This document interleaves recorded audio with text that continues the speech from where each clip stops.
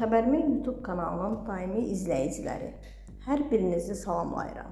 Kanala abunə olub, videoları bəyənməyi unutmayın. Rəqqasə Fatimə Fətəliyeva sosial şəbəkədə paylaşımı ilə diqqət çəkib. Fatimə ona tənqid yazanları polislə hədələyir. Bu gün çox əsəb keçirmişəm. Sol tərəfim məni çox yandırır. Bəlkə də mikroinfarkt keçirmişəm. Buna 200'lü izləyicilərim sevinər. Bundan sonra susmayacağam. Özüm və uşaqlarım haqda bilmədiyiniz şeyləri yazsanız, sizi polisə şikayət edəcəyəm. O sözlərinizin cavabını verəcəksiniz. Ağıllı olun. Sifarişlə mənfi fikirlər yazırsınız.